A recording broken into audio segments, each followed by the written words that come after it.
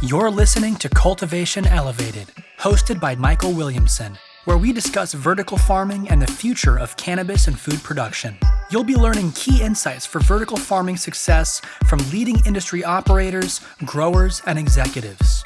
If you're a grower or owner looking to optimize your existing or new indoor cultivation facility, or anyone looking to cultivate more in less space, we've got you covered. Cultivation Elevated, sponsored by Pip Horticulture. Welcome to another episode of Cultivation Elevated, sponsored by Pip Horticulture. I'm here today with Daniel Craveiro, who is the Director of Research and Development at Camaraderie Group. So tell me more about Camaraderie Group, because it's really a house of brands. yeah, you got it. So our group has 3 brands under it right now. It's the Summit Concentrates, which sells concentrates and flower. We have Mayflower Farms, which is another flower brand with concentrates as well, and Sirona Cultivated, which has a transdermal patch product underneath. The Sirona Cultivated brand started in the early inception of the company with the desire of the founders of the company to have a product that was directly applicable to their health and well-being. And so that's where the patch was born out of, was because we saw this as a way to get pain relief without necessarily having to go through means with other substances. And then the Mayflower and Summit brands are your kind of traditional recreational or retail consumer brands. For people who might not be familiar with a transdermal patch, can you just give a quick rundown on kind of what that is and its mechanism of delivery? Definitely. So a transdermal patch is supposed to be sort of a reservoir of compounds, in this case cannabinoids, that is held within a surface. And once you put it on your skin, that product is supposed to go through your dermis, which is your outer skin layer, and actually get in through your capillary veins into your circulatory system. So the idea of putting cannabinoids into your system in a way other than smoking or eating is the whole goal of this. And I think the target of the technology has really been for localized pain relief. Okay. Yeah. Awesome. We've known each other for a while, and it's always good to see you. Can you, I guess, maybe give us some background information, because we both kind of started in this industry right around the same time in the same city, essentially. So if you want to kind of give a rundown on kind of how you got started and what brought you to the industry and kind of, what got you to the position that you're in today. Definitely. So I was lucky enough to start working in the industry in 2009. I was going to CU Boulder for ecology and evolutionary biology at the time. So I was, I believe, a sophomore in college when the rules changed, so to speak. The Ogden memo was released, which was, the federal government basically saying that they weren't going to spend federal resources prosecuting people who were following state laws with regards to cannabis cultivation. So that was kind of like the green light for the industry in 2009. I was studying ecology and evolutionary biology at the time, really focusing on plant sciences. So I saw this really neat crossover between cannabis and my education. I'm a fan of the plant itself. Sure. And so I felt like I was at the right place at the right time to really dive into this. So for the first couple years of my time in the industry, I was fortunate to be able to bring a lot of the questions, the technical aspects that I was trying to figure out in the industry into the classroom and kind of ask the questions in a covert way, so to speak. But it was a really good kind of crossover of education and experience to kind of start my time. It's nice when you're in school and you have like that thing that you can relate it to and make it kind of your internal focus of how to stay deeply engaged with the subjects. 100%. And I guarantee you some of the other students that were in the plant sciences department taking those same courses had something similar in mind at the time. Sure, CU Boulder. Yeah, exactly. I definitely wasn't the only one. But since then, I've been fortunate to be able to hold different positions in the industry, to learn sort of the different facets of it. Obviously, my focus has been in cultivation and manufacturing processes, technologies, advancements.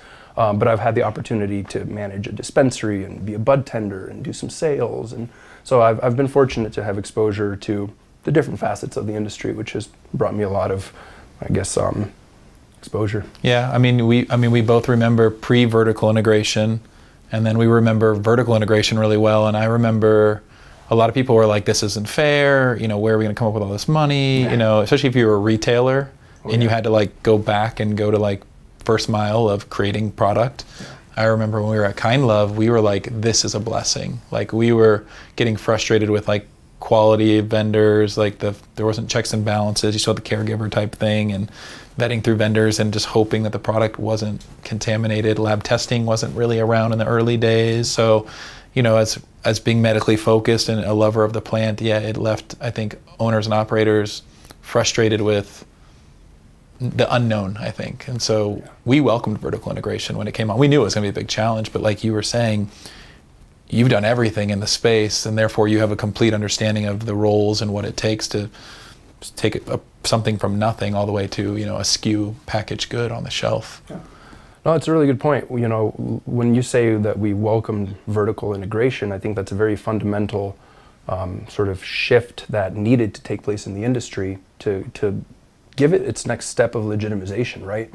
How can you have a legitimate product that is literally produced in somebody's basement, trafficked to some store, sold to somebody else? Like, that's not really the way that this was set up to be, right? So it took getting through that to get to where we are now.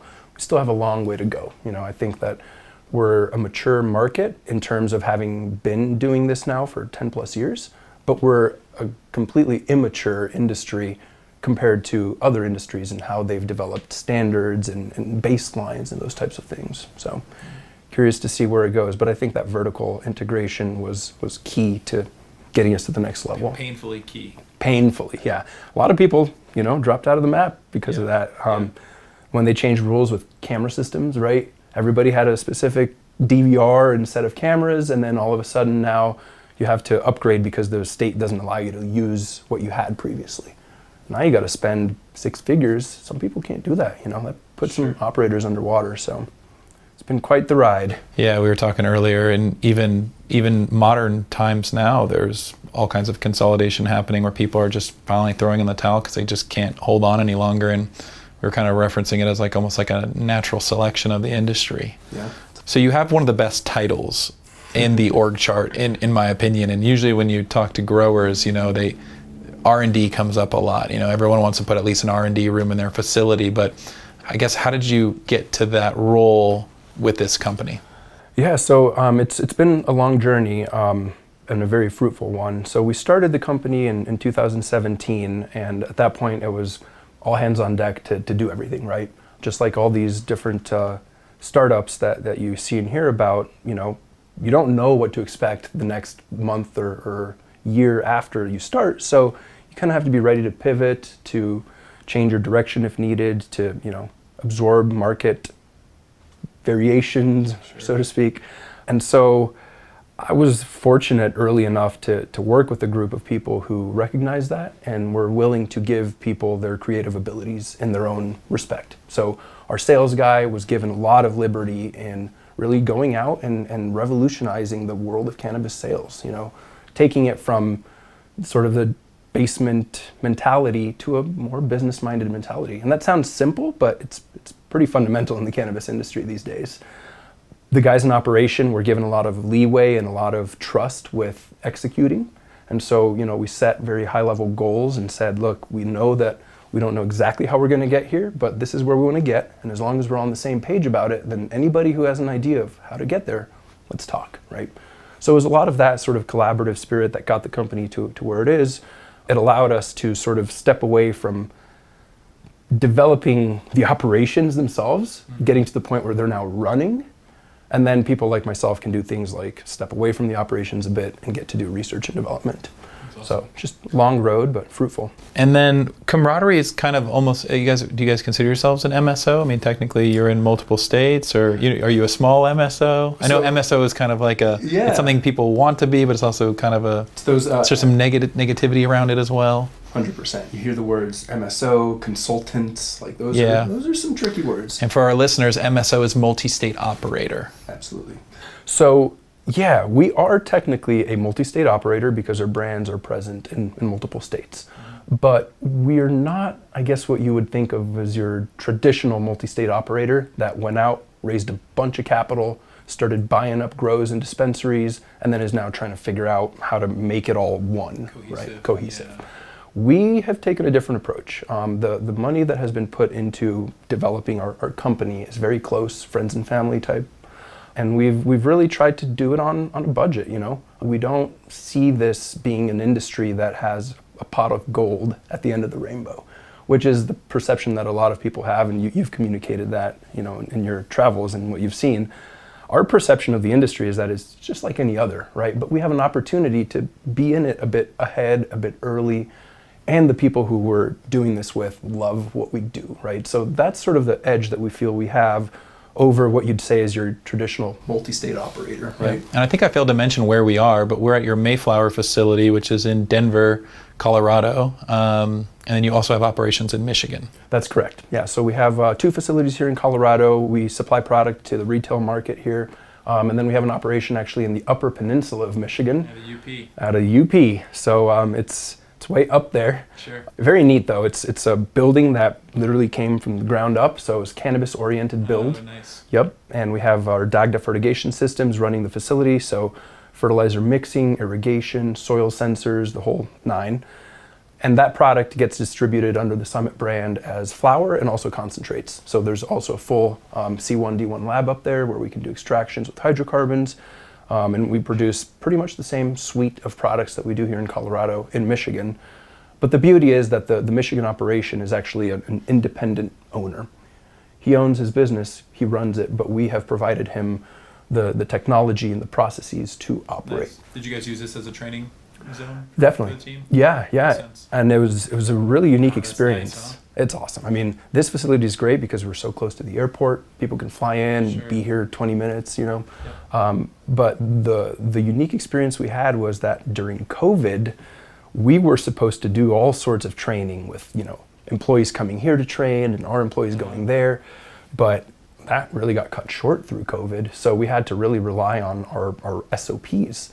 And we were sitting here thinking, like, are we really going to be able to tell somebody else how to grow in a different state with SOPs on paper? And I'd like to say that we've been successful at it. We were able to really communicate our body of knowledge to the team there. Obviously, it takes stellar humans to be able to accomplish that on the other side, and we were lucky that they really got some solid people on their team. But it's been a really cool endeavor to pass that on. Did you take any of that to video or like live? Yeah. FaceTime equivalent or whatever? Definitely. That's a great point. So we use this platform called Dozuki, and it's it's basically like a website that you can program SOPs and job guides and tests and templates and all that stuff into. And then your employees have a login. They go in there, they take the courses, they pass the tests, they watch the videos, they click on the links, and it's a really kind of wholesome internal. Yeah, definitely. So yeah, that's the operation in Michigan, and you know, on the consultant front that I mentioned earlier, you know, that name has a bad reputation. Put right next to master grower in my book. Right. You know, it's like. Right. And for us, you know, we do see ourselves as people who are consulting others, but we're not doing so from a 50,000 foot tower. Yeah, you're owner operators. That's, you know, we use the word Sherpa at one of my other companies, but we're here to guide you and mitigate risk. But, you know, consultant is tough. You just have to print out a business card and put your name on there and call yourself a consultant. But yeah, you guys are real life owner operators who deal with real problems. You mentioned Dagda. And so one of the things I noticed on one of my first visits here, which was probably 3 years ago. Yeah. Well, I was like, you're growing really nice flower, which go to a lot of facilities. I don't always see the best flower. So for me, I was like, oh, they're growing great flower. And I know that sounds like something you would expect, but it's not as common as I think people would think. And it's for a myriad of different reasons. It could be genetics, it could be their processes. A lot of it's how they handle it in post-harvest. But I remember going to your post-harvest and being like, that's flower that I want to consume. And that caught my eye. And then I noticed that you guys were also on this really innovative track, and you've done some strategic key hires here. And so I think the first time I came here, we're like, you know, I'm like, what fertigation system is this? And you're like, this is our fertigation system. And I was like, well, tell me more. So tell me more about some of those innovative things like your fertigation system and maybe anything else that you're able to share at this time. Yeah, absolutely. So we've had the fortune and pleasure to have some really stellar people on our team from a leadership perspective. You know, the founders of the company are very plant-oriented people. They love and care about the plant just like all of our consumers. But we also have other people on the team who are very key to sort of revolutionizing the way we do things. And by that I mean, professionals, right? So the professional person who helped us develop Dagda is actually a professor in aerospace engineering at Penn State. And he works with the physics of aircraft parts. So a lot of his work really involves sensors, measuring forces, creating test conditions in very specific environments to simulate environments. And once he came out to Colorado early on to see our operations, he immediately looked around and started seeing this whole open world of automation that we could tackle.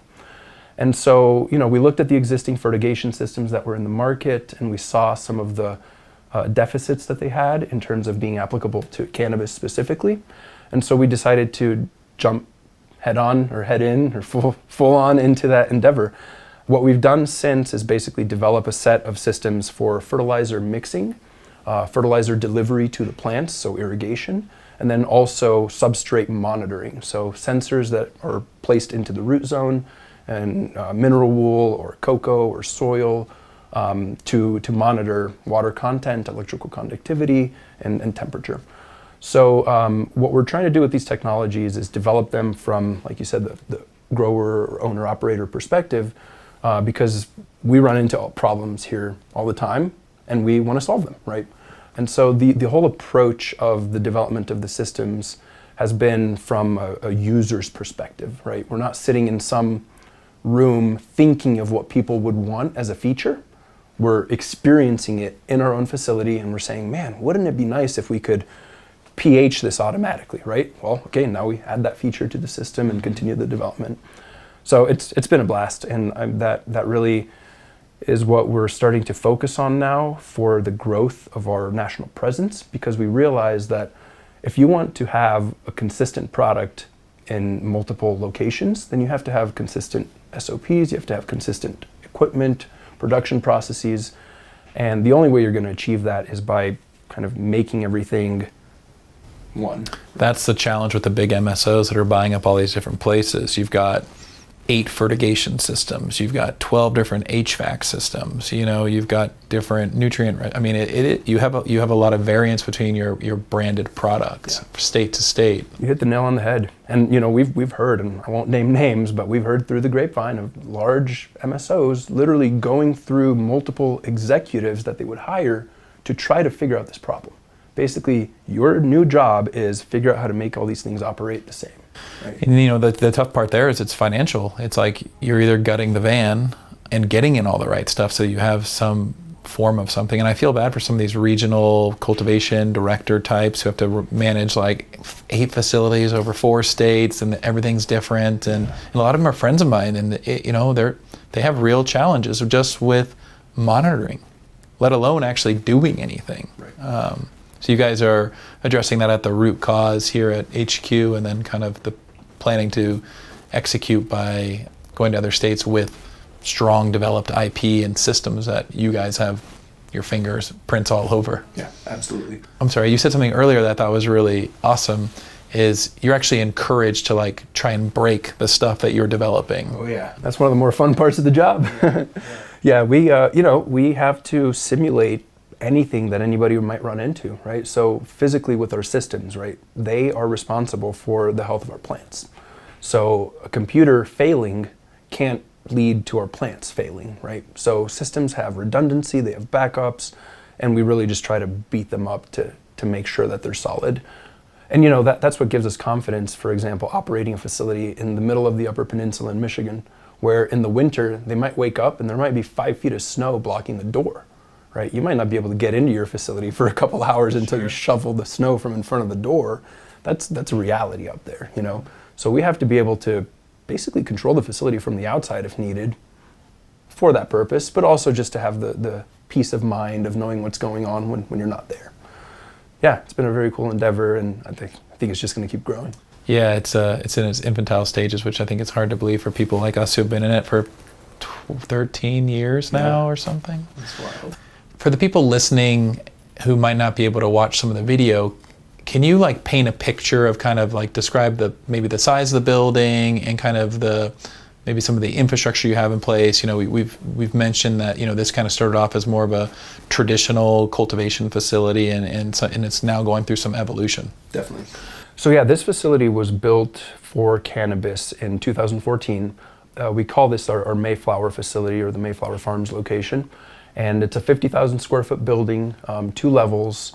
And we're able to essentially run our entire production process from start to finish in this building. And what I mean by that is we start with a clone and go all the way to a finished, packaged, labeled, tested product that's ready to be sent to a dispensary. The beauty of that is that we have full control over every step of the process. There's no excuses, right, for messing anything up, because we have ultimate control over the whole process. But the facility is built out with both cultivation, manufacturing, packaging, as well as our sort of administrative offices. So we have 5 flower rooms that run the traditional double-ended HPS setup with horticultural rolling benches. We use netafim irrigation, which is pretty traditional for the setup. Sure. And that's basically how the facility had been operating since 2014, since the inception of the building. Come 2017, when this new entity started, is when we really started trying to test, experiment, go to the next evolutions of things. So we started with the really slow, steady approach of replacing our fluorescent lights and veg with LEDs, and that was kind of like the first step of getting into the next level. And we really had to just prove to ourselves that it was viable, that they did work, that the plants did grow. And then we've kind of continued that evolution since. So now we're at the point where this facility we're in has a 6th flower room and a 2nd veg room, and those 2 new rooms are basically our proof of concept for what you would consider the latest, greatest technology in the cannabis industry. So we're using PIP horticulture racking with the new Elevate system. We're using Phos LED lights. We're using Inspire HVACD. So basically what would be considered, kind of high-end systems in the industry right now for this sort of high-efficiency cultivation, right? So that is a 6th flower room in our facility, along with its own veg room. And that's basically the goal of the rest of the rooms, is to transition to that style eventually. So, as you saw during our time throughout the building, we have plenty of space to kind of grow into. Sure. And that's the goal really here. As you described it, this is, HQ. So obviously we have the entire cultivation process here. We have manufacturing, so we have solventless and solvent-based extraction here. So we make bubble hash, we press rosin, we fill solventless vape carts in the building, but we also have hydrocarbon extraction with butane, so we'll make live resin cartridges, crystalline cannabinoid extracts, different forms of the traditional concentrates. And then beyond that, packaging, so we have packaging departments that box, sticker, jar, label, gram, the whole process. You got the transdermal patches. Are you doing any edibles in this space? So we're actually working with another company out of Boulder on our edibles, okay. And we have both solventless gummies. Nice. Yeah, they're really nice. And then solvent-based, but distillate gummies as well. For someone who might be listening and might not know the difference between solventless and solvent-based extracts, would you mind going into a little bit of just describing those 2 categories a little bit? Definitely. So the cannabis plant produces secondary compounds, which are the things that are desirable to us as consumers, right? We're talking about THC, CBD, other cannabinoids, the terpenes and the volatile aromatic compounds that give the plant flavor. So when we're talking about those compounds and extracting them from the plant, there's multiple ways to do that, right? One way is to take everything, the whole plant, and soak it in a solvent like butane or CO2 or alcohol. And that solvent can basically dissolve these compounds because they're soluble in that solvent. And then once you've got that combination of the solvent with the desirable stuff in it, you just have to figure out how to remove the solvent to get to your final product. If you're looking to produce you would call it a solventless or solvent-free product, then you're looking to mechanically separate the desirable parts of the plant, which are the trichomes that contain those secondary compounds. And you do so by basically agitating that plant material with ice and water. And when you make this wet plant material cold, the trichomes, which contain the secondary compounds, get brittle, and they basically disconnect from the surface of the plant. And since they're heavier than water, You can kind of let them settle to the bottom and then go through a series of filtration steps, collect them, and now you're talking about physically separating the desirable compounds of the cannabis plant without using anything other than ice and water. And that's become a very desirable product in the industry these days because of all of the scrutiny that's been placed on hydrocarbon-based products or alcohol-based products, or even some CO2-based products. I find the flavors unparalleled. I also find that the effects are different than hydrocarbon. I get like more body along with the head high as well, where in hydrocarbon I think it's mostly head high for me. I would have to agree. And, you know, I can't point to any published papers, but I can definitely theorize that what you're experiencing is sort of the more wholesome effect of the plant, because when you do a solventless or solvent-free extraction, you can't be as selective maybe as you could be with a solvent-based extraction, right? Generally with that mechanical separation, there's a little bit more of like a finesse to it, but you also get a lot of more compounds out of the plant, right? With solvent-based extraction, you're only going to get what's soluble in that specific solvent, right? So if there are compounds in the plant that aren't soluble in whatever you're using to extract it with, you might not get it in your final product, which might kind of slim down the variety of compounds that you're consuming. So the phrase in solventless production generally is does it wash well, meaning does it yield well? And not all cultivars wash well. So how do you determine what washes well here? Yeah, well, that's a great question. So to kind of level set, right, we're talking about disconnecting these trichomes, which are little glands, from the surface of the cannabis plant, right?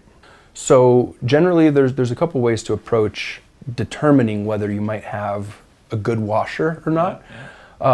Some people do the classic jar test where you sample a specific amount of the fresh material from the plant. So you just harvest the plant, cut out some fresh flowers as delicately as you can, put it in a glass jar with some water and ice and shake it. And you will literally be able to see those trichomes disconnect from the plant and settle to the bottom of the jar or not, right? Okay. Some strains, some varieties of cannabis just, they don't want to let go of those trichomes. For some reason, the stalk is just very strong and attached to the surface of the plant because they grow out of the epidermis of the plant. And sometimes they don't let go, so you get very low yields, right? Or sometimes what happens is you notice that the glands actually, they don't get brittle enough, or there's so much terpene content in there that it's too greasy. Sure. What you're looking for is more of a granular feel. Sandy, right? Yeah. Which you will experience it on the glove. Absolutely. Or in post-harvest sometimes, they're like, oh, this is just, all these trichomes are shooting everywhere, and you're like, that's the one. Let's fresh freeze that next time. Yeah. Oh, that's a really good point. And it's unique because what we've found internally with the data that we've gathered on the 40, 50 cultivars that we've kind of cycled through over our time is that not a lot of them fit into both buckets. A lot of the strains that wash very well in the solventless or solvent-free process do not yield as well in the hydrocarbon-based process. And very truly on the vice versa front as well. So things that are so rich in terpenes that as soon as you touch them, your fingers just get greasy, not very good washers for us. So maybe something to glean from that, but it's been quite a unique endeavor to try to dive into each strain and learn. What do you consider like a good wash yield? Like what percentage of return is that? I think if you're hitting 5+%, like you got something good on the wash. Yeah, and at what point does it not make sense to wash something? That becomes a very, very tricky question. And the reason I say that is because when you're looking at the output of production, right, there's a lot of different ways to measure that. Generally, people measure production based off of grams of product per square foot of canopy, right? But then you kind of have to add a multiplier to that for total cannabinoids, or possibly, your extraction yields, total terpenes. So kind of like the example I gave of washers that do well with solventless, but don't do well with hydrocarbon-based product, that plays into that equation, right? Certain strains that we grow, we will not harvest them to be smokable flower, for example. I would never grow lemon G13 and harvest it to smoke because who's going to want to trim that, right? It's funny you say that one. I remember that one well. It's intoxicating. But yeah, it's geared for extraction. It's incredible. It's an ugly looking flower. Yep.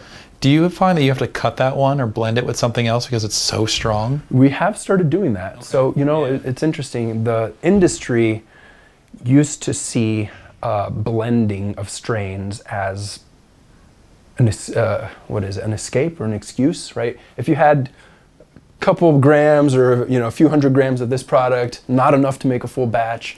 You had a few hundred grams of this product, not enough to make a full batch. Well, let's combine them and make a full batch, and now we'll call it something new, right? Sure. That used to happen a lot, and it was out of a need of, packaging or product availability. Or to have something new on the shelf. Right? I remember those days. So we've gone back to doing that, Yeah. but with a really targeted approach of complementing the flavor of this strain with the complementary flavor of this other one, or the effect, or whatever. Lemon G is a great example because it's so powerful, and I think it actually comes out of Ohio originally. Yeah. Lemon G and Death Star. Ohio is like a sleeper state. Ours was known as the Cincy cut. Okay, yeah.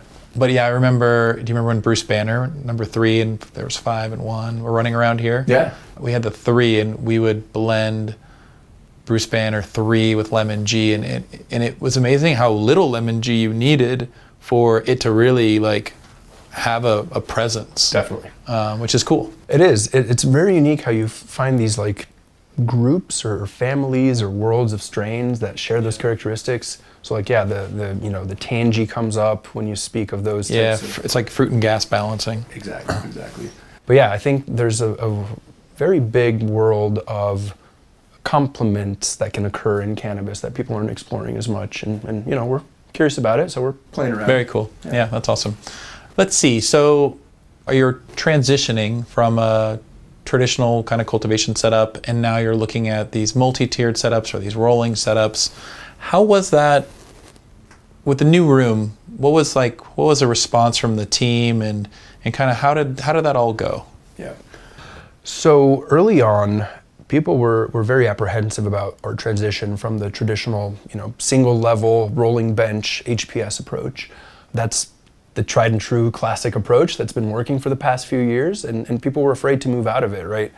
I think some of the hesitancies were around the workflow, adding a second dimension to what we were doing, or third dimension, I guess you could say. It was really scary for some people. But I think as soon as we got the actual physical infrastructure in, and things were set up, and people were seeing the racks and how they work, and seeing that there's platforms you can walk on and be comfortable, that was a game changer. And then the first cycle we ran, of course, there was a learning curve.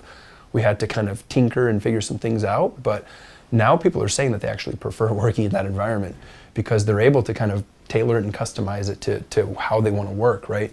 So that Elevate platform, they can actually put the platform at the exact height it takes for their hands to reach into the canopy ergonomically and defan, right?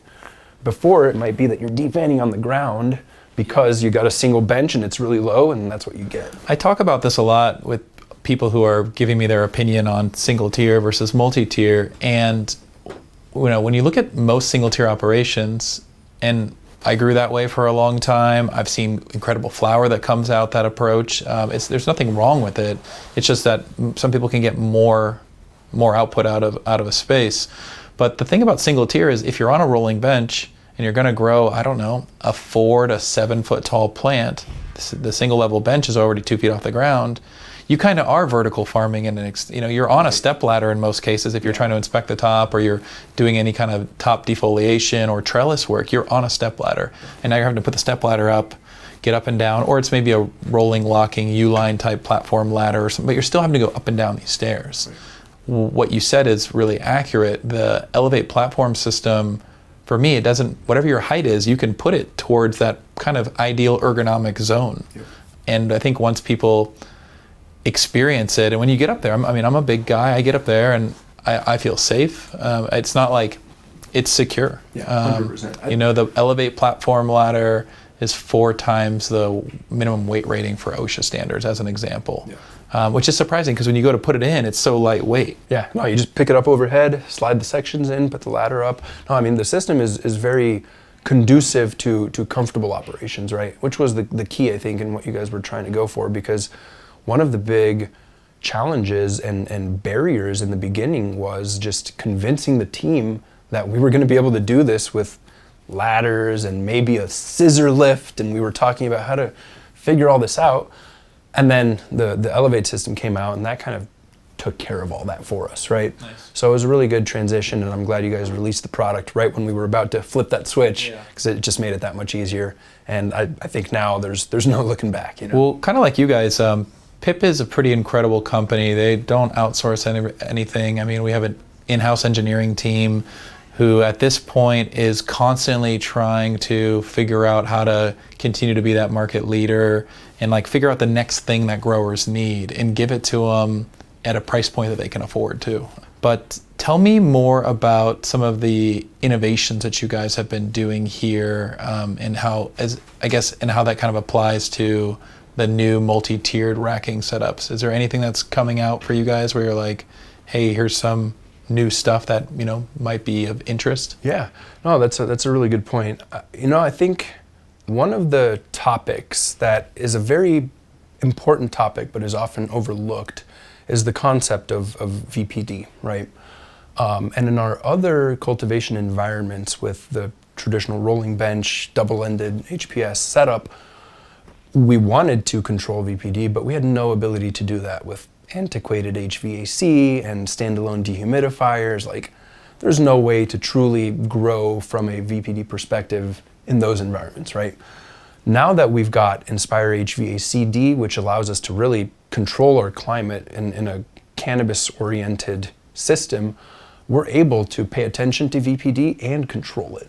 So getting our team to really pay attention to climate in the room as something that they can control versus just something that's going to be there and hopefully it's working well and hopefully it's where you want it, that's been actually a fundamental change for us, because it used to be that, you work with what you got, right? Facilities built 6-7 years ago, of course, are going to be running on old technology, but now we're really lucky to have this new playground where we can control. Yeah, that wide delta that was previous is getting tighter and tighter. Yeah, definitely. Nice flat graphs. And the Inspire team, I think, is really solid at playing that role, because just like PIP has its own engineering team and people like yourself who are vastly interested in what we're doing here from a personal perspective, same thing with those guys, in conversations with them, and the design and the theory and the thought behind their systems is very in line with our thought process here. Yeah, I mean, I think they did something really smart. They were HVAC guys, but they made sure they got cannabis guys on their team. Yeah. And the PIP did the exact same thing. That was kind of our early acquisition of Greenhouse Industries. It was really to make sure that we had real growers with real experience, real owner-operators that not just were owner-operators in the cannabis space, but that have actually been successful owner-operators. And I think it's easy to get into the cannabis space if you really want to. I don't think it's too difficult to climb to the top. I think it's extremely hard to hold the top. There's always someone behind you who's watching your every move and seeing your flaws and mimicking and maybe improving upon, or maybe they have more capital or whatever it is. But it's really hard to to hold the top, and I think that's something that is something to strive for any operator. It's like a giant arms race in a good way, right? Yeah. Yeah, well, we talked about that too. There's people think this pot of gold, and the analogy that I use often is it's a marathon, not a sprint. So, if you're going to get into the cannabis industry, and it's so tough. Some people are like, oh, I've got $1 million, or I've got $500,000. And that is a lot of money for someone to possess. But you will lose that money so fast if you do not have the right team, the right infrastructure, the right tools, and the right integration of those things. And unless you got those, you might as well go to Vegas. Yeah, right. While you're losing it. it's a tough space, but I think it's still in its infantile stages. It's hard to believe because we're seeing so much consolidation. People are like, oh, it's a mature market, and I think that's arguable. I think that there's a lot of legs left in this race. It's almost like an ultra marathon race, if anything. Yeah. We talk about how far we've come in the past 10, 12 years of doing this, but every time I have a conversation with someone about the macro view of the industry, it's still in its infancy. Yeah. We're still in the very beginning of this. So people who think they are early to the game, late to the game, some of that matters, but what really matters is what are you doing? How are you doing it? Can it last 6 months, 6 years from now? We can't even predict what's going to happen to our pricing in our industry 6 months from now. Sure. So you have to be able to be flexible and fluid and The light feet. yeah. So I guess what is next for you guys? What does the future hold? Are there any, you share what you can, of course, but are there any like key states that are really attractive, or, clearly you're building this, this monster, this training platform, this IP, this internal stuff that's unique to you that you can then develop anywhere. And, for better or worse, COVID was a really nice opportunity for you guys to get put to the test on how well your systems and how well your SOPs and your training can be remotely. Yeah, I think the future for us will bring a lot more of, I guess, what we're trying to do right now, but on a very thoughtful or thought-oriented basis. What we're trying to do is develop the technology to increase the efficiency of cannabis production to where it can withstand the pressures of the future. And the pressures of the future are going to be environmental, regulatory, public perception-based, right? There's all these kind of boxes that you have to tick to be able to continue and persist and grow your company.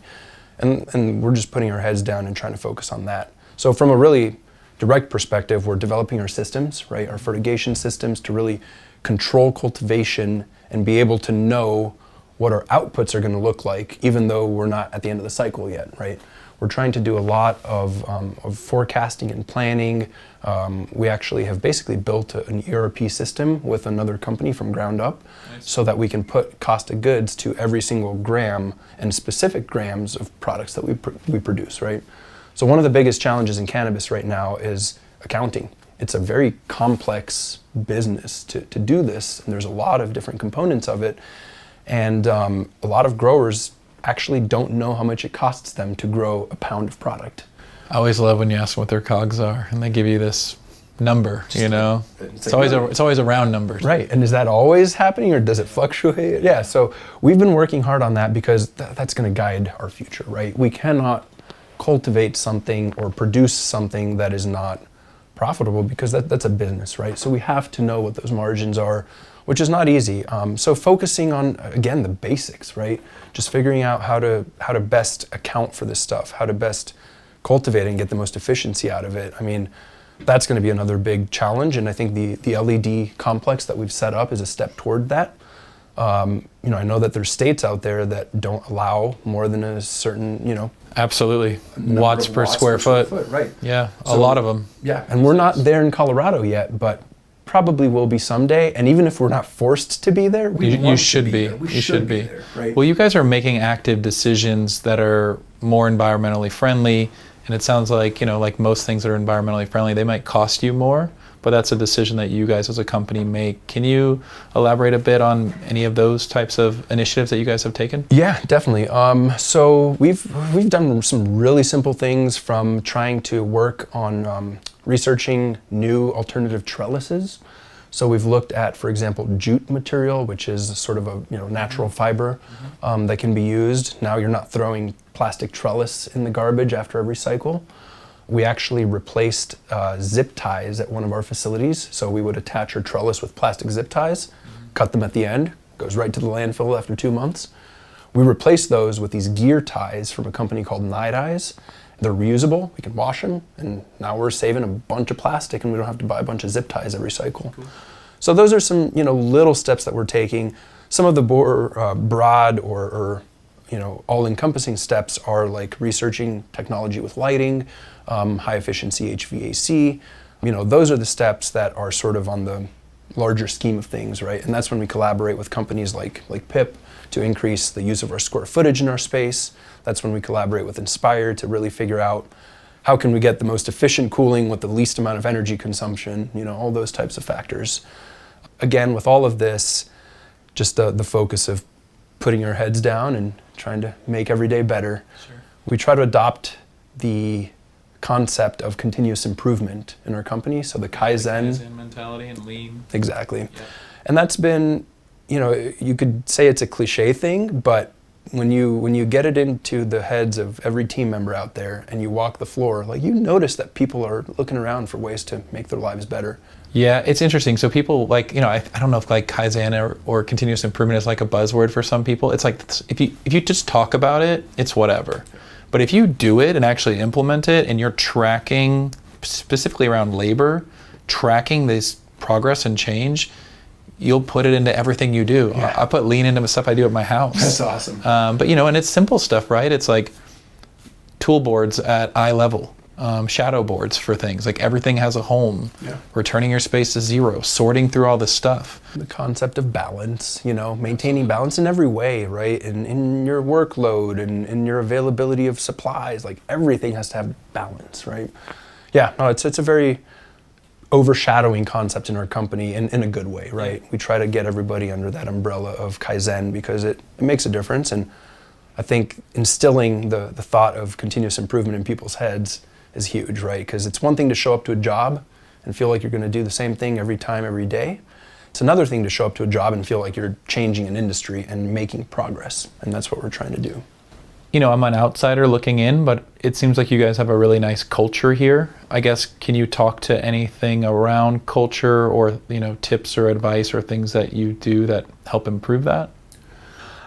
Yeah, we've been really fortunate, I think, to amass a team of people who are like-minded, people who are respectful, and people who value each other, right?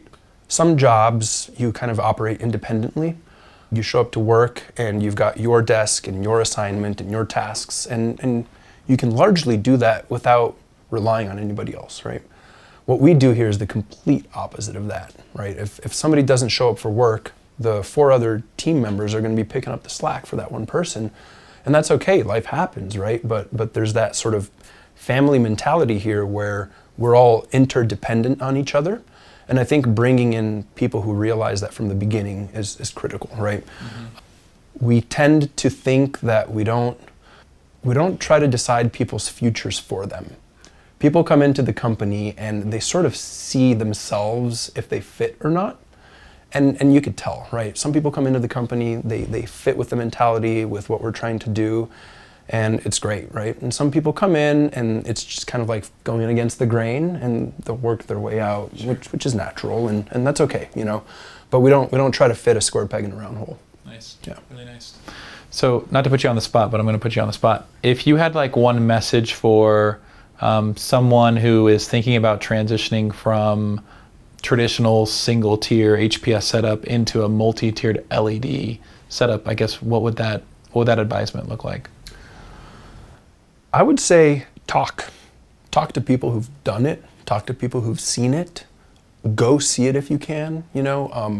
Part of what helped us gain the comfort level to take this leap or this step was the exposure we had to other facilities that had done this, to other cultivators who had done this, who had shared their experiences, right? To us, the proof's in the pudding, right? So we're not going to get into anything until we either see it with our eyes or see the numbers out of it from somebody we trust. Mm-hmm. And so talking to people who have done it, talking to people who've seen it, I think was the most fundamental thing to actually get us to take the leap. And for anyone that's looking at multi-tiered racking, they can contact Pip. Pip has thousands of installations at this point, which is pretty incredible. I've watched him just really knock it out of the park the last 4 years. And they have a showroom, of course, but they have lots of people. I mean, I can't think of a state that Pip doesn't have an installation in. So I think that's really great advice. And for people listening, you can reach out to Pip. They usually give you a rep kind of associated with your area, or maybe that's associated with kind of your account if you're multi-state. But they can usually facilitate tours and plug you with growers or directors of operations and let you get it, hear it from the horse's mouth kind of thing. Because I think if you're a grower, like you said, you've got to see it, you got to touch it, you got to feel it. In a perfect world, you got to smoke it to really get the buy-in. Yeah, in this industry, I think far too many times people have inflated their claims, right? And people get burned, right? When there's so many claims that are made that are unsubstantiated, and I can yield this and I can produce that and I can make it for this many dollars per pound. Like, sure, that's great that you can say those things, but show me. Yeah. And show me that you can consistently do it year after year. Yeah, that's it for sure. So. Well, I want to thank you so much for being so gracious with your time. It's a real pleasure to watch your progress over the years and the company that you're a part of. And for all of us listening, tune in to the next episode of Cultivation Elevated, and have a great day. Awesome. Thanks, Michael. Pleasure's all mine, man. Pleasure was all mine.